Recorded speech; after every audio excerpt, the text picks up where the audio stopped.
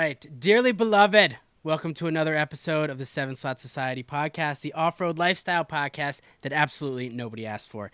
Today we are joined by the beardiest of Jeepers, Kyle Loring, a.k.a. the Bearded Jeeper. Welcome to the podcast, Kyle. Thank you so much for agreeing to this on a weeknight. Well, it's Friday, so it doesn't really matter. But yeah, it's Friday. It's a weekend off, so we get to celebrate and sleep in tomorrow. Hell yeah. So we have you on this podcast because you have a thing. Air quotes. You have a thing. You're known for something. What's your elevator pitch? Who is Kyle? Who is the Bearded Jeeper? I like to say I make cinematic Jeep videos, and I know cinematic has kind of become a cliche word now, but Right. I like to put higher quality in my wheel-in videos specifically, and just a higher quality overall into anything I put online. Yeah, it's definitely, when you think about people that are doing like install videos and that sort of stuff, like Jeep related stuff, yours is definitely top tier content, and you've been getting better. Since I started subscribing to your channel, you've been getting better and better and better, and I absolutely love it. Thank you, sir. Okay, so let's talk a little bit of YouTube real quick, and then we're going to get into like the meat and potatoes, the Jeep shit. So when did you start the YouTube channel? Because that's your main thing, right? Yeah, I think it was like almost 4 or 5 years ago now, but it was only recently that I really started putting in any real effort into it.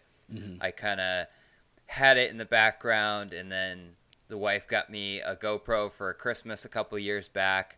I brought it to a Jeep event, just kind of wandering around, waving it around, and made a couple videos, decided to put them on YouTube, and then I kept watching like Peter McKinnon and all these other sucked in YouTubers, and I just wanted to do more and better, so kind of got sucked into the YouTube life. Yeah, slippery slope. Okay, so enough YouTube bullshit for right now. Let's talk about some Jeep shit. So what was your first Jeep experience? Very first. I had it was my parents' 1989 Jeep Cherokee. Best XJ. Year ever, 89. Yeah. Exactly, here too. There you go. Wait, what month? September. You're So I'm I'm right? older. Yeah. Yeah, I listened to that last podcast. I know when your birthday is. Stalker. Yeah, right. So an 89 Cherokee. Yeah. I was learning how to drive, getting my license, and my mom and I were just driving on the road, and we were on a back road, and she pulls off to the side of the road. I'm like, "What are you doing?" She throws me the keys, said, "You're driving." Nice. And when I first started to drive, I actually kind of tended to go towards the breakdown lane, the ditch. Yeah. And now she jokes and says, now that's what I love to do. So it's kind of funny. It goes full circle. Yeah. Was it stick? Nope, automatic. Okay. How long did you guys have that one for? We had that for, I don't know, like it was up until I got my Grand Cherokee. I was kind of tinkering on that. Okay. I had other cars in between because it became kind of a rust box, and it just wasn't. What? An XJ? No. Say it's not so. A Grand Cherokee. I don't think I knew about this. So I was about to go into your JK, but let's back up a little bit and talk about this Grand. Yeah, so I had the regular Cherokee, and then at work, one of my friends, she said, "Hey, I have a Cherokee for you." And I'm like, "Oh, cool. I can use it as parts or build on that one better." And she's like, "You can have it for free. It's not running. Take it off my yard." I'm like, "Okay." Nice. I go and I look, and it's a Grand Cherokee, a 96 ZJ. Okay. And I get to looking at it, and I'm like, wow, this thing looks in really good shape. And we threw a new battery in it, turned the key, it started right up. No shit. So I ended up getting that for free. The only thing that was really wrong with it is like you couldn't shift it into 4-low or anything in the any 4-wheel drive at all, and I couldn't figure out why. But then you started to look at the motor, and the motor was shifted a little bit, and one of the motor mounts was broken, and it was causing the 4-wheel drive system to be just off just enough where it wouldn't line up. Oh, damn. Replace that, and then all of a sudden it would it worked just fine. That's awesome. So did you just take it in the woods and beat it, or was it a daily driver? It was a daily driver, and I beat it in the woods. That's kind of That's your thing, isn't it? That's what I do. Well, until now. Now I got a nice brand new shiny truck. Yes, I heard. We'll get into that. Remind me to talk about that because I don't have that in my notes. So let's talk about this JK. Yep. You have kind of a memorable JK because it's the Islander edition. Yep. So yeah, when did you get that? I think it's been 6 years ago now because I paid the thing off finally. Hallelujah. Isn't that such a good feeling, dude? It's like it's the first vehicle that I've had a car loan on that I've officially paid off. So yeah, right. I was just like, you get the title in the mail and you're like, yes, this is great. I love it. And then did you immediately think about selling it? No. No. I wanted to keep this just because all of the pain it's brought me and all the things it's been through. The YouTube fame it's brought you. Yeah, I can't let it go. Not to mention, I don't think anyone would want it now where it's been beat and has a giant dent in the hood from getting dragged out of the woods when I snapped my axle. They know what you did to it. Yeah, there's video proof of what I did to it. I can't say, oh, it was daily driven and it was really babied. I didn't do anything. Never taken off road. So did you buy it stock? Yeah, I bought it stock. It was actually the same year I got married, and not too long after, it was only like stock for a couple weeks, and then immediately. What was the first thing you did? 2.5-inch AEV lift kit. Oh damn, AEV. Poison Spider front bumper. And, wow. Yeah, and 35-inch MTR Kevlars. Oh, you said fuck it. Yeah, I was like, AEV, I'm going Poison for it. Spider, 35s. Well, people told me, like, you're going to pay for what you get. This was my first Wrangler, so I was kind of new to the Wrangler game. And I just decided to, AEV seemed like a really decent lift. And I liked AEV, but the only issue I personally had was it was almost too soft for my taste. I don't know if other people have had this issue, but it just seemed like you come off a ledge and the whole Jeep just swayed back and forth like crazy. Too spongy. Yeah, that's why now I'm on 3.5-inch rock crawler coils. Okay, yeah, I've heard very little bad things about rock crawler. When I used to work at the shop, that was 90% of what we installed was rock crawler stuff. So going back, you said taking it out in the woods and beating it. You had a little mishap in April of 2018 with the Dana 30. You even got the date. Yeah, I did research, I'm impressed. dude. You did your homework. I went back. I went back and looked at your videos. So tell me that story from the beginning. Like, it started out as a normal wheeling day. No ticks, no pops, no weird noises. Nope, nothing. So it was a trail we had done before, and it was kind of hard, but it wasn't like a super difficult trail. It was pretty technical in spots. This was still, it was either, wait, when did you say it was? In 2018? April of 2018. April? Yeah, so it was springtime because there was still a little bit of snow and mud and stuff on the ground. I remember seeing that. And you go through this one part of the trail where you can just kind of like cut out and head back, or you can take this other route. And it basically goes up a river for part of it. And, it was on Earth Day. I remember this too, because so I'm going up the trail and I hit a rock pretty hard. And the only thing I can think of is it was a pretty pointy rock, and I hit it with some speed, and I was getting stuck. I wasn't going anywhere. And then I hooked up my winch, and I was trying to pull up over it. And that's when my buddy came up to me, and he's like, hey, you might want to get out and look at this. I was like, why? What'd I do? And he's like, you broke it pretty bad.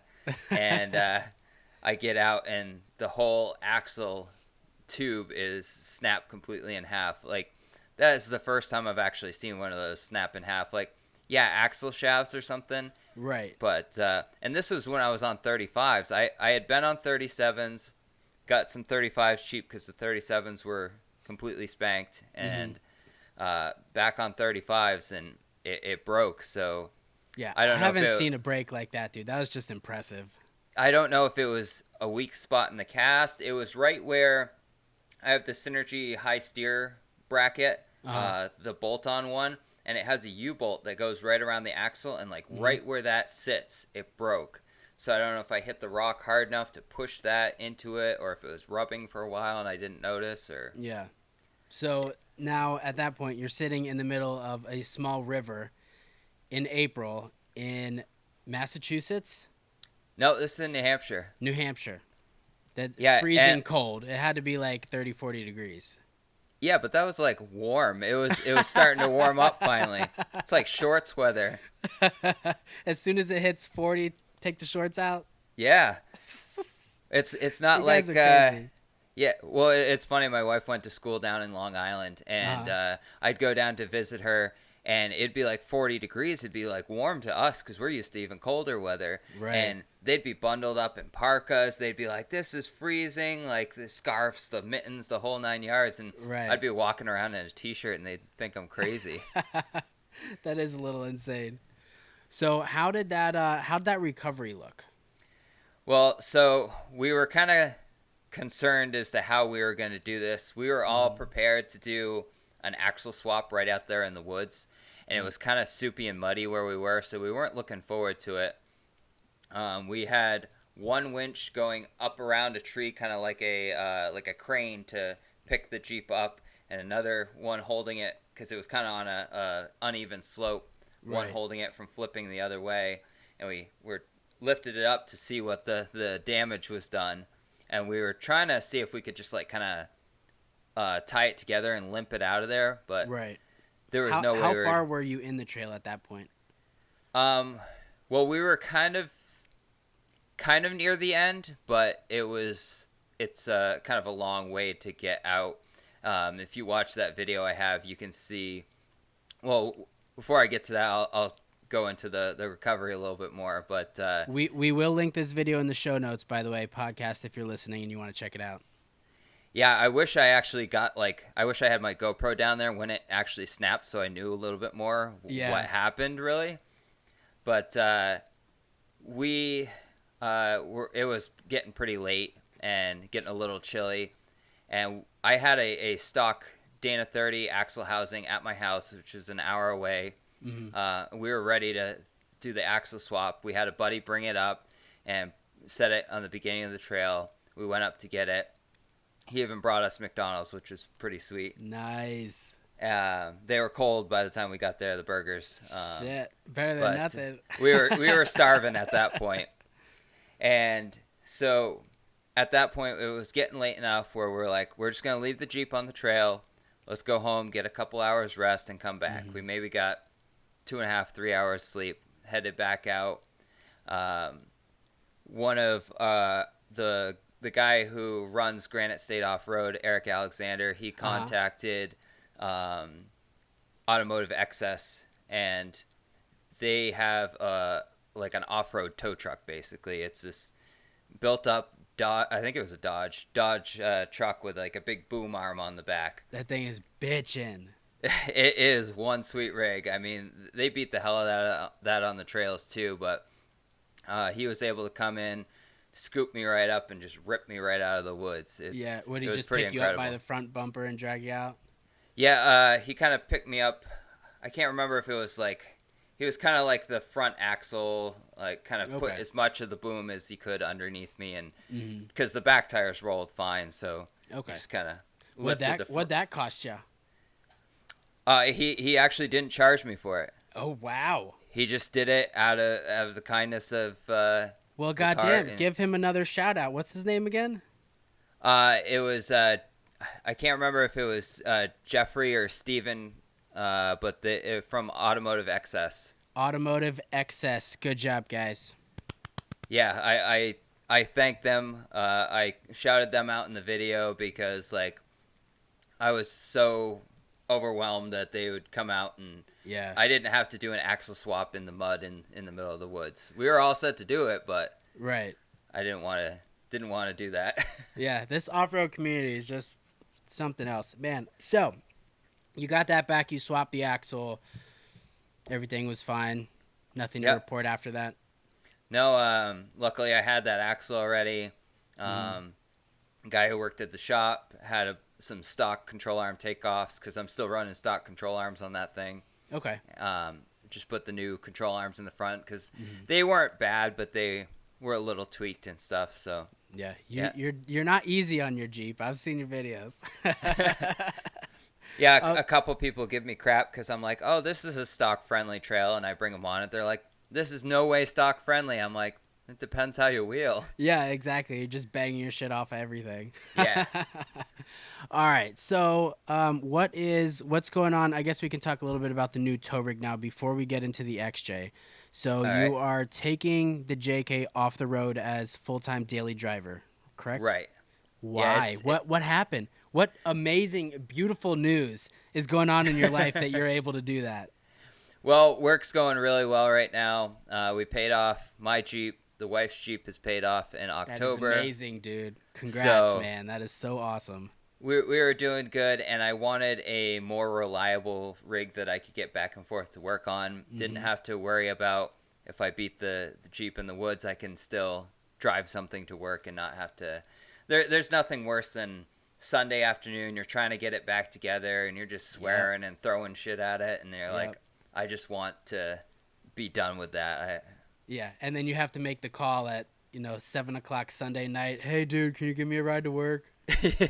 Yeah, I feel like that friend a lot. I'm like, hey, so the Jeep's not done. I mean, lucky enough, my father-in-law also works at Ruger with me, and Oh, nice. he lives like it's on his way to pick me up. So Okay. a lot of times he would give me a ride, or one of the other guys at work Was he cussing you out the whole time? No, he enjoyed it. Gave him someone to talk to, and it worked out well. He's like, yeah, anytime you need a ride. I'm like, all right, well, it's gonna be more often than you think. Oh, too funny. All right, so you wanted something more dependable. Yes. Something you've wanted for a long time, probably. Yes, this is definitely a dream truck of mine. I just picked up last Saturday, so I haven't even owned it a week yet. A 2011 Ford Raptor. Nice. Woo! That's Big the one ballin'. 6.2 liter V8, There you go. 411 horsepower. Hell yeah. Does she get a little squirrely? Oh, she rides amazing for as old of a truck as she is. It's a 9-year-old truck, and it still soaks up the bumps like nobody's business. That is so awesome, dude. It's unbelievably clean. People are like, that's not a 2011. I'm like, yeah, it is. It's in really good shape. Especially where you live. Did it come from New Hampshire? I think it originally came from Florida, but it had been up in Maine. Okay. But yeah, the frame is really, really clean. So I was super impressed, super lucky to find this in my price range. And because they're still going anywhere from 20 grand to, I've seen them as high as like 45, 50 grand, depending on the mileage. Ooh, and this that is a 10-year-old truck, 10-year-old truck, first Yeah. gens. The first gens were from, they ended in 2014. I think they started in 2010 or something like that. Okay. So, yeah, but this truck is all decked out. And the reason I wanted to get it, too, is because I can't keep anything stock. Right. So I figured, well, this has enough already done to it that I can hopefully leave it alone. Right. And the wife told me I have to keep it alone stock for a year at least. Oh, yeah. That's good motivation. Yeah, so that was kind of the stipulation of me getting this rig. So Yeah. So, and that'll be able to tow. I don't know dick about A, trucks, B, Fords, C, Raptors. That'll be enough to like tow a regular trailer in your at least one of them. They're not super great for towing because they have the softer suspension. Right. But, I always thought they were like more racy truck than actually hauling big loads. Well, it's funny. The original, when they were introducing the prototype, they entered it in the Baja 500, and it placed. So they're like, well, we're going to make this a truck. Yeah. And that's what the Ford Raptor became. It's like a Baja truck. Mm-hmm. So it's got the Fox dual reservoir super duper shocks. Okay, cool. And yeah, it's just a little softer. It's I have the Super Crew, which is the one with just like the little suicide door in back, not the full door. Right. That one only tows 6,000 pounds, and it's if you get the the full 4-door. It's the 8,000 pounds. Okay. But I figure if I get a light enough trailer, I mean, the Cherokee doesn't weigh that much. I shouldn't have any problem. Yeah. Perfect segue into the XJ. So yes, sir. You have a what year is it? A 2001? 2000. Yeah. 2000. A white XJ, Project Zip Tie, as it's been dubbed. Or is it a 99? I can't even remember what year it is now. It might be a 99. It's irrelevant. It doesn't matter. You're chopping it all to fuck anyway. So how did you get this one? Where did this one come from? Well, I had one Jeep in the garage already. I had gotten for free. Mm-hmm. Or actually, I traded like a subwoofer for it. But this was like a real beat to shit Jeep. Like it wasn't gonna make it on the trails. It already had a lift in it, and like I tried. Oh, that's right. Yeah, I called it Project Shitbox. Oh, I remember that now. I don't know why I thought they were the same thing. No, that was the black one. And oh, you're right. I ended up taking a few things off it, but it didn't end up. I was like, this is a lost cause. Yeah, she was bad. And I was looking for other vehicles for parts, and then one of our local members of our club was like, hey, I have a Jeep. If you want to get it off my yard, you can have it. It was on a trailer already. Oh, shit. So my father-in-law went down with me. We hooked it up to his truck. Sketchy ride because the trailer didn't have any trailer brakes, or they weren't working, and the ball wasn't the right size for his hitch, so it was like every time we'd come to a stop, it would kind of slide a little, and you'd feel the trailer come forward. But like towing with a pedal hitch where it just bangs. Yeah, we'd come to a light and you just hear bang. But we made that home, and it didn't have the front axle underneath it. It was missing the front, the radiator mount underneath there. Uh-huh. And we got it off the trailer, put an axle underneath it, and I didn't plan on doing as far as I was going to with this. Isn't that everyone's story? I mean, I knew I wanted eventually a Jeep on 1-ton axles, but then I ended up getting such a good deal on a set of 1-ton axles. Uh-huh. I think it was under $500, and the guy delivered them for me. He took them out of the rig and delivered them for me. That's awesome. And what are they axles out of? It's an 05 Ford Super Duty. Nice. So that's awesome, man. Yeah, the Goodyear, the bigger everything. So yeah, and the brakes and stuff are good enough where I can use them for now until I can save up. So I got those. I have already bought the 40-inch Nitto trail grapplers for tires. Crazy guy. You can't see it behind me, but I got Battleborn beadlocks ready to go on. I heard about that. That's awesome. I got the Artec truss for the front. I got all the brackets for the rear. I'm going to stay leaf springs for now. Leaf springs and coils. Hell yeah. That's what I like to hear. Because I'm still poor people at heart. Hell yes. Hell yes. Aren't we all? So at what point were you like, fuck it, I'm going to do 1-tons? When I found that good deal on them. Okay. Like, were you just like cruising Facebook?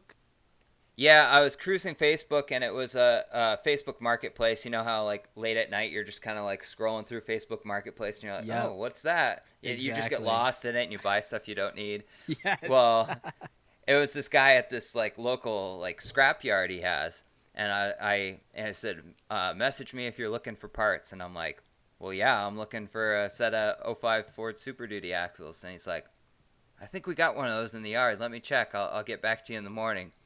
And then I was like, okay, well, how much do you want for him? Thinking he's gonna charge me an arm and a leg, and oh yeah, I think it was $250 each, and then like another $50 to have them cut out and delivered or something like that. Yeah. So like $500 and had it delivered to my house. It didn't come from an off-road guy. It came from a junkyard owner.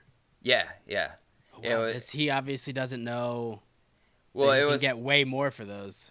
It was like a kid that works for him, and at first he was like, oh, well, now my owner's saying I probably should have charged a little more, because I guess at first he thought I only wanted like one of them or the something off them or something, and Right.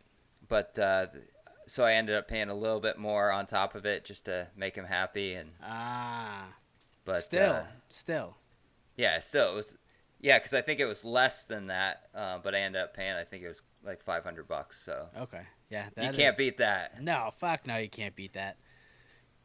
And I was lucky enough where I had the cash at the time too. So. Oh, nice. That's a position I'm never in. I don't know. I don't know what that's like. Yeah, it was like the stars and the moon aligned, and I was like, yes, I can afford something. And then I kind of just went down a rabbit hole of being able to afford stuff and buy stuff. And we got a couple different directions to go here. So I want to talk about what the most challenging aspect of doing this project, the XJ project, by yourself has been, while at the same time you're teaching yourself how to weld. Yes. So you didn't know how to weld before this, no welding experience, and you're not a fabricator. You don't like build shit every day. Nope. You're teaching yourself through this process. Exactly. Never welded in my life until I started working on this Cherokee. I was using my dad's little crappy Lincoln welder that was flux core for a little bit on that. And then I was lucky enough to partner with Yes Welder, and they sent me a welder to do a review on, and they're like, I know you have a code. What is it? The Bearded Jeeper for 10% off your purchase.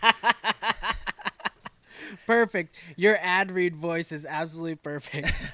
So the welding, did that come about because you were trying to save some money? You're like, fuck it, I'll just do it myself? Or was that something you had wanted to learn?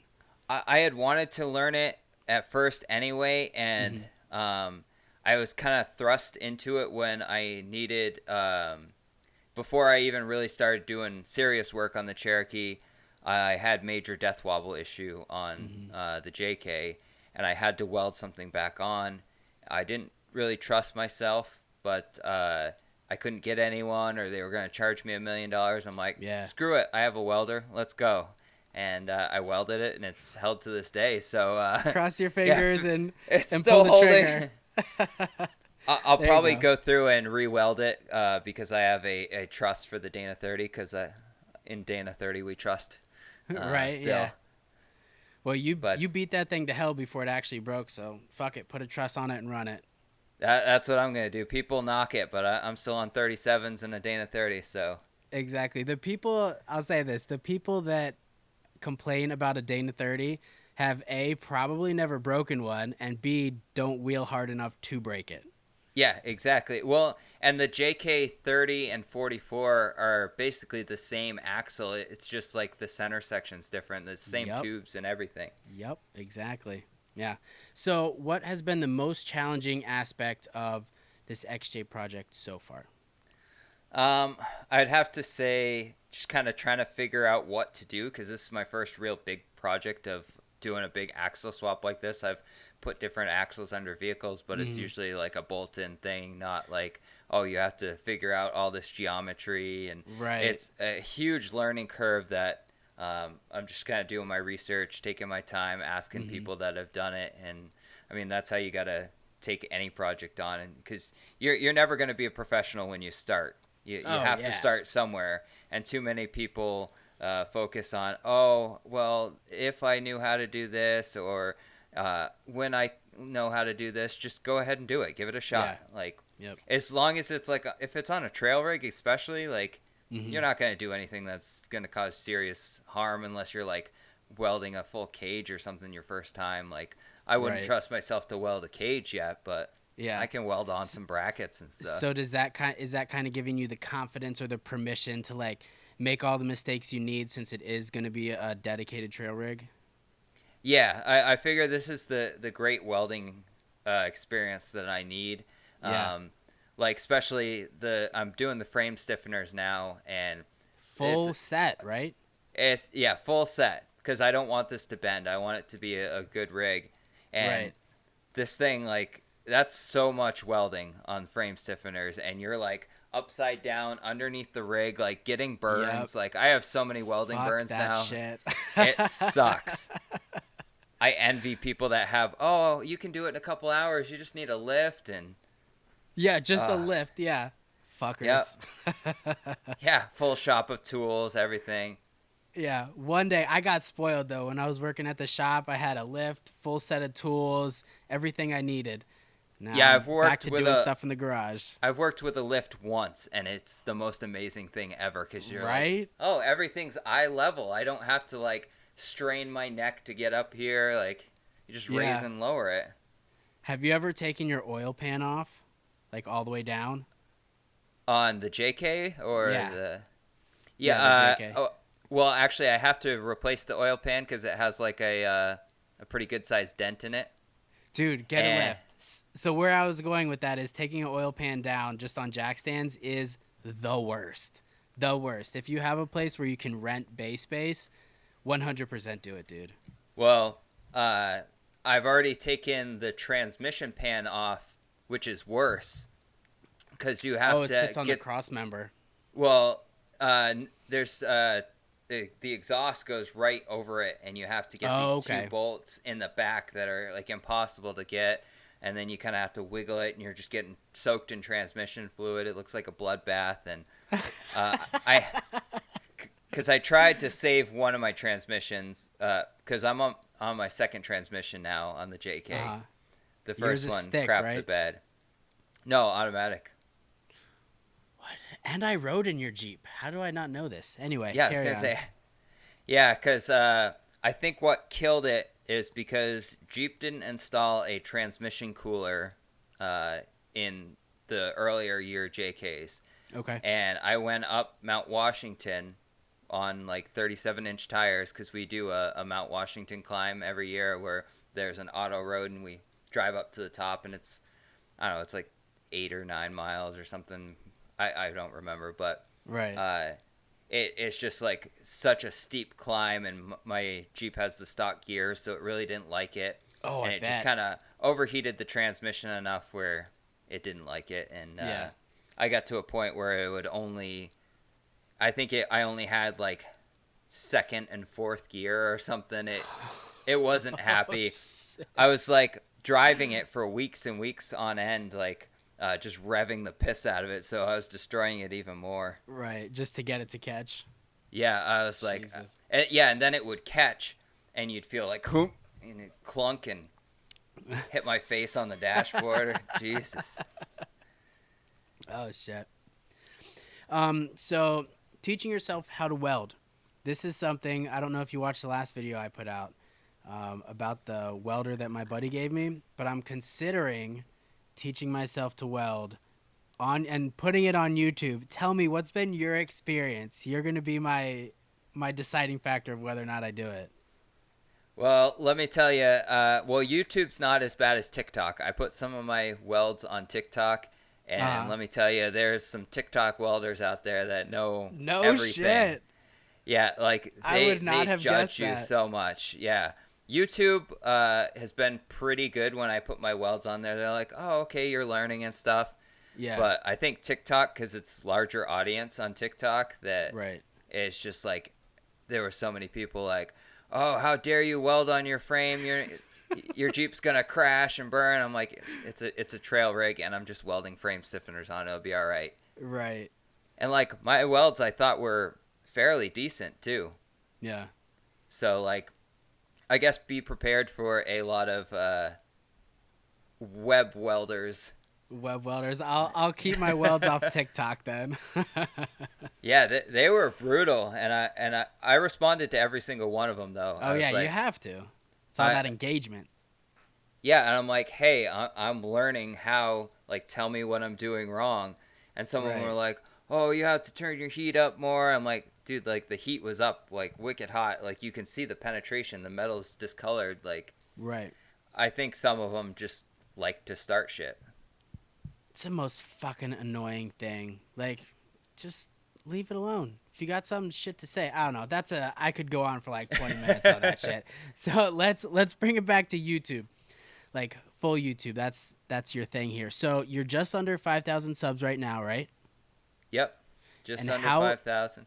How long, we've been talking about doing this podcast for so long. The initial notes that I had said, so you're just under 2,000 subs right now.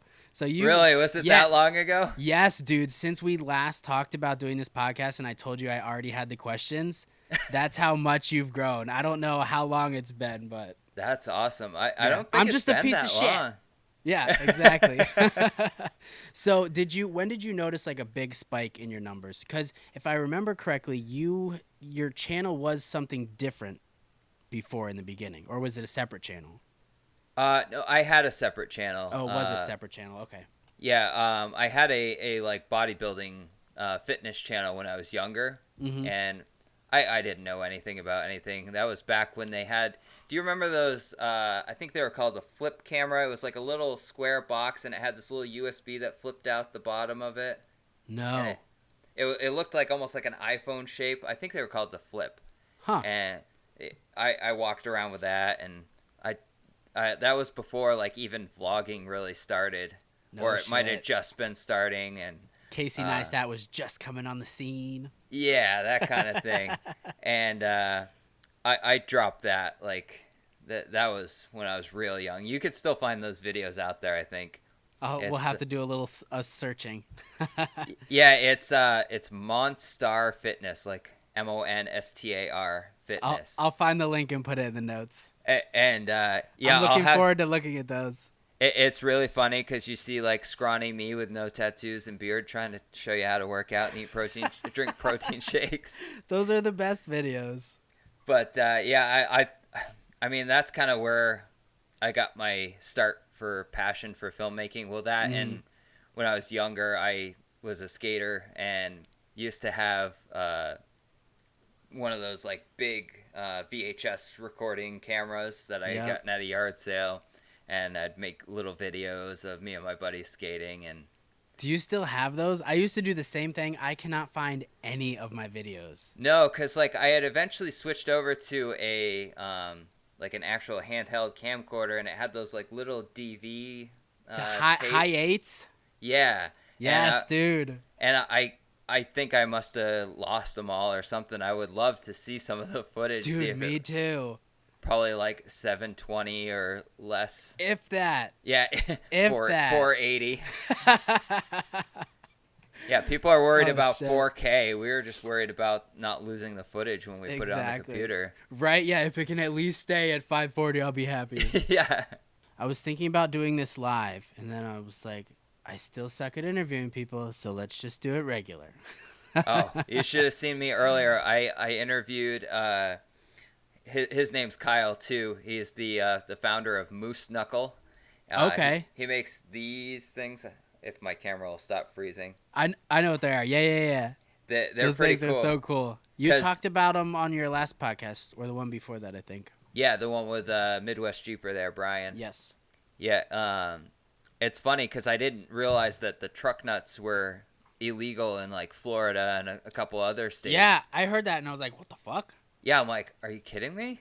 I guess crazy. they're too vulgar for people or something. I mean, it is a sack, whatever. Well, so is the moose knuckle, but that's like an actual testicles. Yeah, and it's like practical. This thing, it's rated for 10,000 pounds. Oh no shit! I thought it was like a vanity thing or aesthetics. I mean, it is as well, but he wanted to make it practical as well. So nice. It has, okay. And he's coming out with a few new products as well. So you'll have to check out my latest podcast. Hell yes. And he shows some of the products off. It's really cool. He actually 3D prints most of his stuff. He has a company 3D print it, send it to him, and he was showing me some of the 3D printed stuff, and it looks like it was a finished product. It's amazing. Oh wow. He even had stuff 3D printed in metal, and I'm like, you can do that? What? Yeah, it was insane. Is it just like a filament that has a certain percentage of metal in it? That's ridiculous. He said something about it, like it kind of like atomizes it almost, like kind of like sprays it out, and then it kind of like almost welds it like with heat. No shit. I was like, that's insane. Wow. I mean, we have 3D printers at work and stuff, but nothing. I don't think we have a metal one yet. Jesus, that's fucking crazy. So, have you seen that giant 3D printer that you can print a house with? Is that the one with the concrete that just squirts the concrete? Yeah, I have seen those videos. That's pretty crazy. Yeah, those are dope. So the YouTube, how do you, how am I going to say this? How do you keep people interested in what you're doing? I think you have to show interest yourself. Mm-hmm. I even notice on some of my older videos, I constantly strive to improve. Whenever I upload a new video, I try to do something new, some like new editing technique or new transition every time, just to kind of keep myself up with things and learn. Mm-hmm. But you see so many people on YouTube and they're like, "Welcome to my channel. I'm going to be reviewing this." Right. And it's like you have to almost be overexcited when you're on camera because you lose so much excitement through the camera. Absolutely. And I like to almost do videos better than other people. Like a couple of my best performing videos, or one of them at least, is something I saw another video on and I said, hey, I can make this better. Mm-hmm. Like the wireless remote video for the where you can make keyless entry for your XJ. Uh-huh. I saw another video on that and I'm like, okay, this is done, but it's crappily done. So Right. I took the time and I filmed it better, and that's one of my best performing videos. Mm-hmm. So, but your most best performing video with 71,000 views. That thing has exploded lately. Dude, I don't understand. It's WD-40 to remove paint overspray. When I sorted your videos by popularity, I was like, are you fucking kidding me? This is the best video? Yeah, like explain that to me. I don't understand. Like it was doing all right. Like it kind of had the typical like tutorial kind of video, like, oh, it's gonna climb a little. But I don't know if like YouTube just like got a hold of it or something. Like you can see the graph just like all of a sudden like skyrocket up, and I'm like, what? And I'm getting like comments and comments every day on it. People asking like, oh, will this help with this? And like, I have to be careful with the device because I don't want them just spraying WD-40 on their paint and like ruining their paint or something. So I'm like, hey, test it on like a really small inconspicuous spot first. Like I don't want you ruining your stuff. But that's crazy. When you saw that spike, where you just say, did you try and figure out what it was, or did you just chalk it up to YouTube? I saw it increase a little bit, and I hadn't really paid attention to it. And then I looked at it the other day, and I'm like, holy crap, why is this at like 70,000 views now? Yeah. I didn't believe that it had gone that far. It was insane. Like all it is me showing how to remove spray paint overspray with WD-40 and a Mr. Clean Magic Eraser. Yeah. And apparently it's the greatest thing in the world.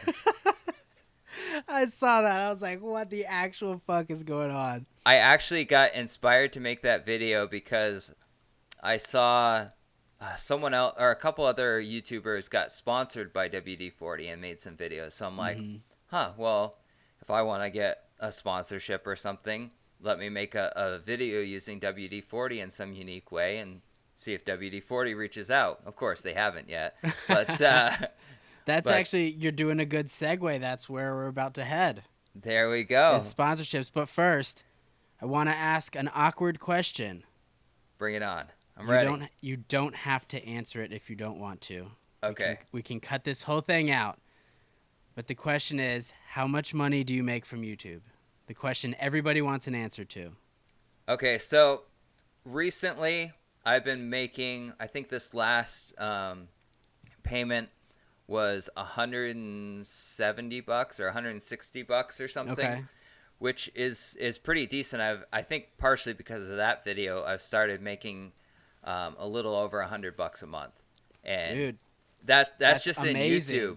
Yeah, and you know where I'm going. I have let me tell you, affiliate marketing through Amazon is the greatest thing ever, because not only do they pay you for if someone clicks on your link and buys that product, but their whole shopping time while they're on your link before they close out that window counts. So if someone buys a dishwasher, you get a percentage of it. Of that $300 to $400. Yeah, so I've been making about $100, $20 through Amazon affiliate marketing too. That's so awesome, dude. I'm starting to make an actual dent in it. Like, yeah. So like, you figure those two alone probably $250-$300 a month right now. Yep. I mean, the thing with YouTube is it's never a consistent paycheck because you don't Right. know one month to another. But Right. I'm actually starting to see some payoff, which is That's nice. awesome.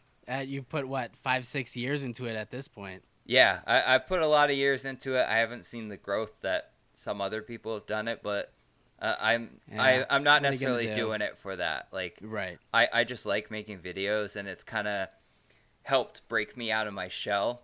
Right. I don't know if some people might not notice this, but if you watch my older videos, you'll see my messed up teeth and how like kind of self-conscious I am. Uh-huh. Well, I went through Invisalign while still making YouTube videos, so you can tell in some of my videos I almost have a little bit of a lisp in some of them if you pay attention, and that's because I was wearing the Invisalign retainers, and now my teeth are fixed, and that was kind of one of my biggest, like, I was self-conscious about it, and if you're self-conscious about one thing, it just kind of drags you down. Oh yeah, it'll fuck your whole mood up. What do you think about TikTok, by the way? Do you think Microsoft's going to buy it? I think they will. I think it would be a smart move for them. I don't think it's going anywhere. Everybody gave me so much fucking shit when I got on TikTok. I think I was one of the first Jeep people that started using TikTok, and everybody was fucking I was gonna giving say me grief about it. I think I added you when I was on there, and I don't think I was too far behind you. But no, you weren't. You were right behind, but you stayed consistent with it, and you went. Yeah, like you're killing it. I haven't been on in a while. I started producing some more videos last night, but like TikTok, people don't realize if you post like 2 or 3 videos a day. I actually told one of my friends this. She's from a running group I'm part of. She makes these cups that are like those coffee mugs and stuff, and she puts designs on them and stuff. And I was like, hey, if you want to sell a bunch of these, if you want to help grow your business, start on TikTok. Oh, well, she already had a TikTok, but I was like, post 2 or 3 videos a day. She started doing that. She's over me now. I think she's got over 10,000 followers, and she just like skyrocketed. Like, there's so much attention there. Yeah, it's ridiculous. And people are like, oh, it's just a bunch of fucking 12-year-olds. Well, what do you think happens in 6 years when those 12-year-olds aren't fucking 12 anymore? Yeah. You need the brand recognition for when they're older. Anyway, that's a whole nother thing. I don't want to get. We do not have time for that shit. I got tons of opinions on that. It's that Gary V getting in our minds. Exactly.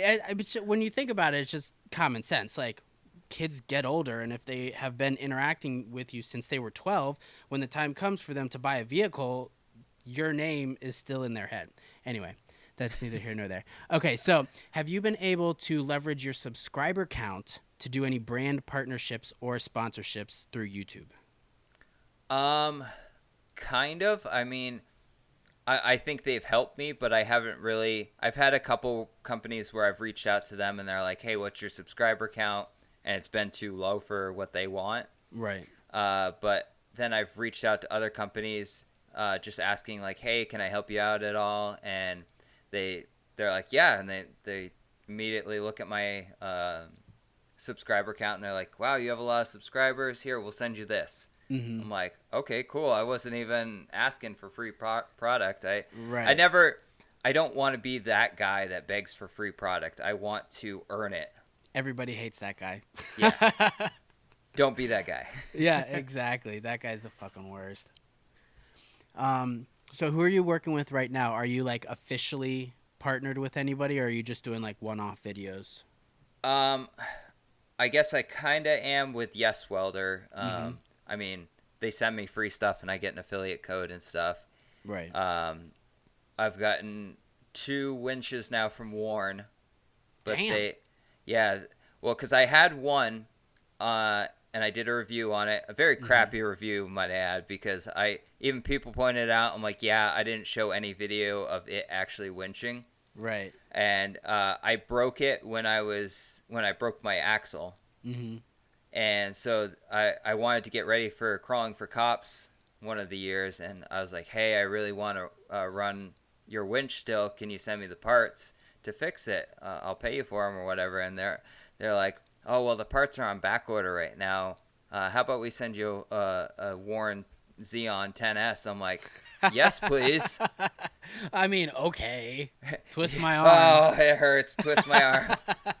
Like, I was amazed that they were willing to do that. And then they also sent me like, they sent me the parts to fix the other one. So now I have 2 working winches. That's awesome. One's dude. going on zip tie, and they sent me a wireless remote too. So nice.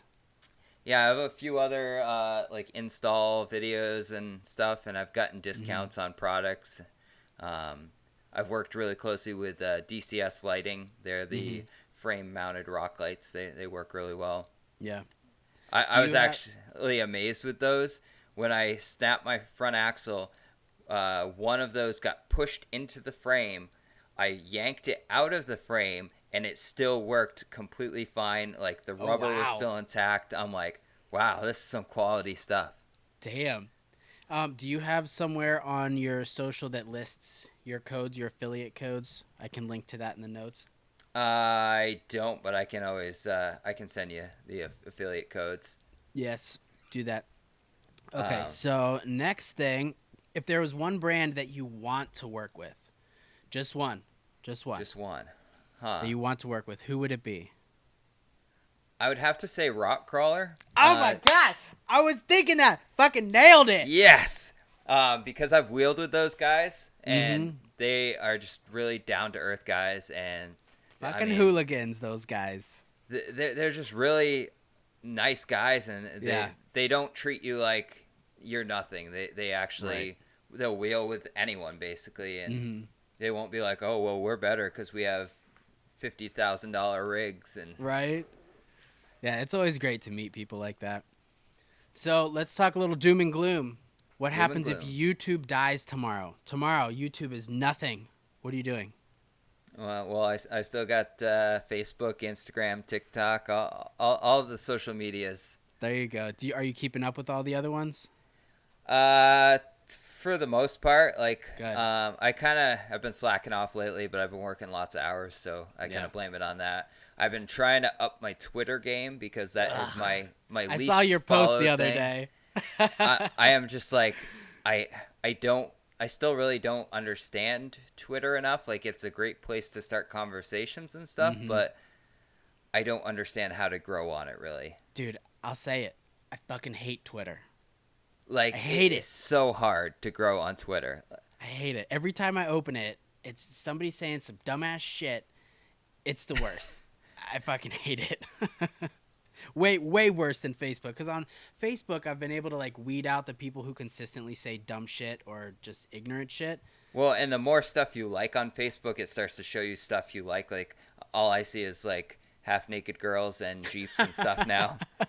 Yeah, Jeeps most of and my stuff is, guns like, 90% Jeeps now at this point because I've managed to filter out everything else.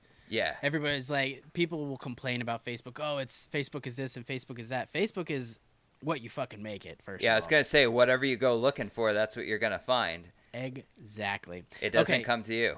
Exactly, yeah. So you do all your filming and editing yourself, right? Yep. And are you self-taught from the school of YouTube? Yes, I am. Do you have your editing program up in one window and YouTube up in the other window? Yeah, I I actually started out when I had my GoPro. I tried GoPro Studio. Then I kind of got to the limits of that program, went to iMovie, and then since moved to Premiere Pro. Yeah. You could do anything on that. Exactly. How was that jump from iMovie to Premiere? It's very... Fucking kick your ass? It's very similar programs. But yeah, it was a strong learning curve, and now that I know how to do a lot of stuff, it's just like, it's kind of like immediate. I'm like, oh, you just do this, and yeah. I'm still learning stuff. Yeah, I'm trying to teach myself gnarly. After Effects now. Dude, I have to use that for work. Oh, that my is God. a nightmare. I'm like, so what does hard. this do? Maddie Hapoya's former editor has a great channel. If you're not already watching, I follow him. Yeah. Yeah, he's fucking sick.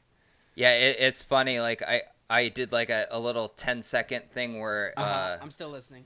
It was just like writing of a script that said like "Stay bearded, stay jeepin'," and it took me like hours to do. But I was so impressed with this 10-second clip that just writes text on the screen. And I was like, I did that. Yeah, right? You get so amped up about the littlest thing, and you're like, oh, fuck, it's been 5 hours. Yeah, it takes a while to learn After Effects. Yeah, so I know the answer to this question, but as you know, I've been watching your channel for a while, and I've said this to you before. Your content is just fucking A1 steak sauce, baby. Do you think that's a natural progression of just filming videos, or is that something you made a conscious decision? You're like, okay, this shit sucks. I need to work on this.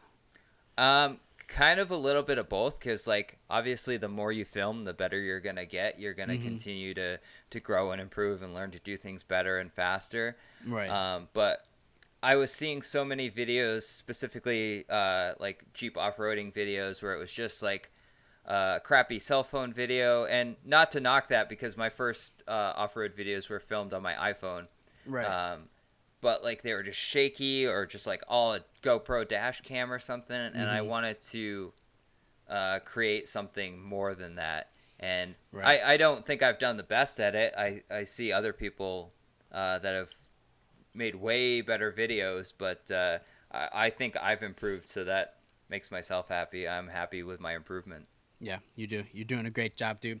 Okay, so as we're wrapping up, what channels are you consuming on a regular basis? Like, you have the notifications turned on, you watch all their videos, off-road related, not editing, or okay. not any of that Peter McKinnon thing you got going on behind you. So Dirt Lifestyle is one of my most frequently watched. Like he That's uploads Nate, a video. right? That's Nate. Yeah, he was on Bleep and Jeep for a while, and then I was thinking about he that made the his other own day. channel. I didn't know. I found out about him when he was with Matt. I didn't know he was like an actual fabricator. Well, he like taught himself. Like his like actual trade is a plumber. Oh, And no then shit. He recently quit and became a full-time YouTuber. Like his channel, when he started it, it took off so fast. He's over 100,000 subscribers already. Are you fucking kidding? No, like he's I don't even think he's been doing it a year, or maybe a little over a year, and he's got, good for him.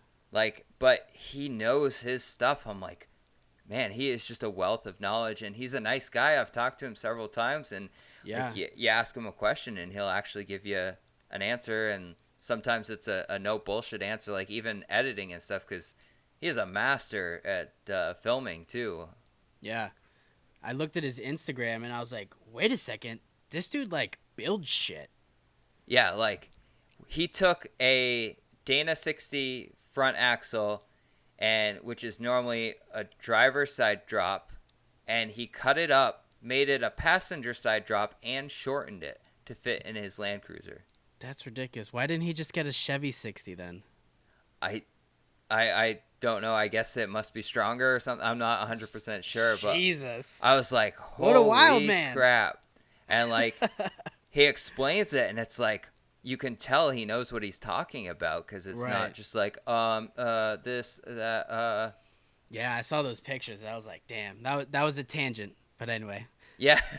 So other than Nate, anybody else?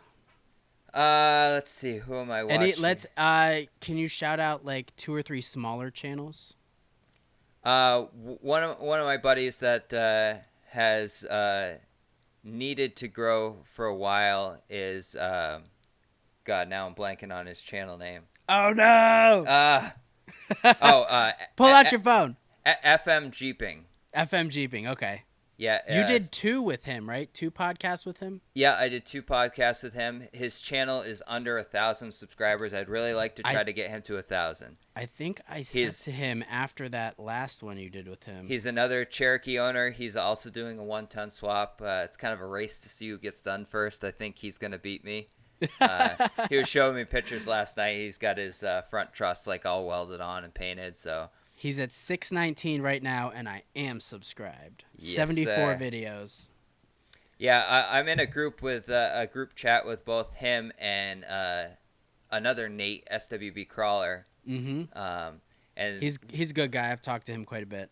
Yeah, and the 3 of us kind of we were doing that like wheeling podcast live stream thing for a little while. Mm-hmm. and that kind of ended up filtering out, and nobody wanted to do it. So the three of us have stayed in contact, and we have a group chat, and we kind of shoot ideas off each other for YouTube videos and Nice. talking about this or that. So it's really good to have a community like that with you. Exactly. Some people that understand the editing and the artistic aspect and also can speak Jeep nerd. Right. A lot of people don't realize like how, like everyone knows, oh yeah, people say when you film an install video, it takes like 10 times longer. Mm-hmm. But they don't realize why. It's because you're setting up a camera angle, getting the focus and everything on one shot while you're doing it, especially if your hands are greasy. Then you have to move your camera and set up for the next shot and try to get the light right so people can see it, and then edit it all so it makes sense. And it's difficult. I steer away from that. I don't have the fucking patience. That's why you'll see I'll like set the camera up and then do whatever the fuck I'm doing. How's your patience? How's your Jeep coming along, by the way? I see you're making progress. Money, man. It's really just money, but it'll come. I get paid soon. You need some sponsors. Yeah, right. If I had the money, I'd that's the last fucking sponsor thing you. I need. No, I was thinking about that the other day, and we'll take a quick tangent. Is that I don't know. People that I know are sponsored, like big names, and they're like, "Oh, this is the greatest thing ever." My first thought is, did you use that product prior to getting sponsored, or now are you saying that because you are sponsored? And it just adds a degree of like, I don't even want to have to question it. I just want to be like, oh, I know that dude. I respect his opinion just because I respect his opinion. I don't want to have that, oh, is he sponsored? Is he getting paid to say that? So, well, I have many zero videos, interest in sponsors. Yeah, so many videos now, even non-Jeep related, have to say, oh, this video is not sponsored by this if they actually buy it. And I'm like, you shouldn't have to say that.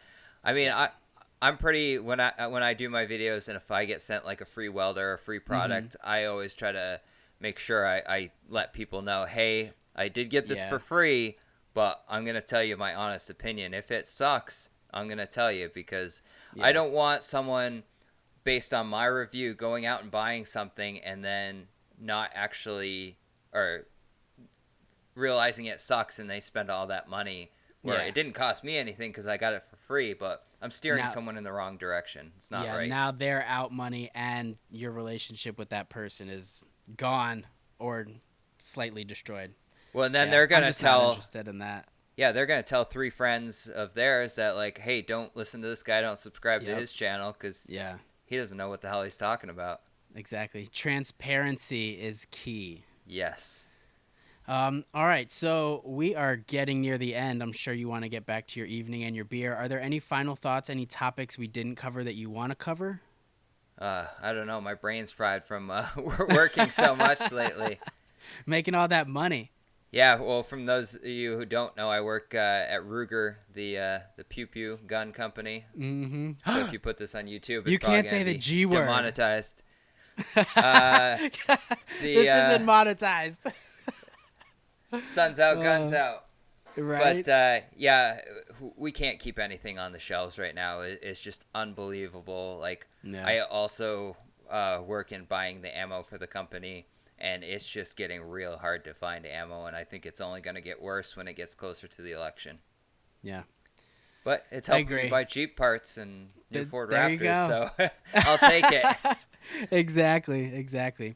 Any other shout-outs you want to give out to? What's your plug your welder thing again? Oh, your best ad read. Give me your best ad read. Oh, now you're going to put me on the spot. It's not going to be as good. If you want to save 10% on yeswelder.com, make sure you use the code TheBeardedJeeper. Save 10% on your entire order. That was perfect, dude. Yes.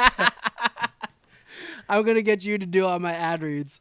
I'll do it. I'll do it for free. Oh, that's fucking hilarious. I just got a plasma cutter from Yes Welder, too, so be looking for a video on that. Lucky. I got to get a bigger air compressor, though. My little tiny pancake one ain't going to handle it. Yeah, my pancake one doesn't like my 40s or 42s that go flat in 12 hours.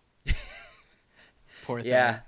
Yeah, I'm dreading having to mount those 40s on beadlocks. Like the other day, I helped my buddy. He's putting 1 tons under his JK, and he's pretty close to finishing, but he didn't have the money for beadlocks right now, so he just got some cheap steel wheels, and we mounted them all by hand. That's what I did with mine. That is sucks. A workout. It fucking sucks, dude. Like you're like just spraying so much lube on there and like trying to pry them. Those did tires, you have one of like the big bars? We bought a set of those tire spoons at Harbor Freight, and those work pretty good. But we did bend a couple of them. So, but they're like $1 or something. They're wicked cheap. Good old Harbor Freight. Yeah, don't buy their jack stands; they'll crush you. That's what I have holding up the Cherokee right now, the 12-ton jack stands. Everybody has a set of Harbor Freight jack stands. It'll only kill you if you're stupid. Well, I was watching one video. This guy was like showing how they failed, and he had to like really like kick on it and wiggle it and like, to get it to fail. I'm like, yeah, I'm not going to be moving that Jeep that much. I mean, exactly. Yeah, it's Plus, probably a you risk. Put the tires under it, or I always make sure to have something else underneath it. People are stupid. Yes. Right. Anything else? I just want to thank you for letting me be on your podcast. Finally, we've gotten to wheel together. Yes. Well, Crawling for I was Cops. Passenger. You did the wheeling. Yeah, that was a complete shit show. The first night run at Roush. Yeah, it fucking was. Wasn't good at all. But no. It was fun. It was good getting to talk to you. They put like stock new drivers in a black blue. I don't know how that happened. It was fucked up.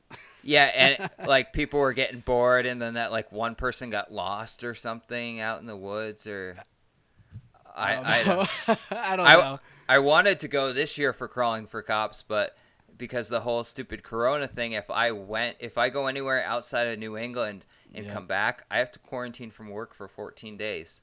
That's fucking stupid. I don't get paid, and I have to take a stupid COVID test. I'm ready for this shit to be done. Yeah, right.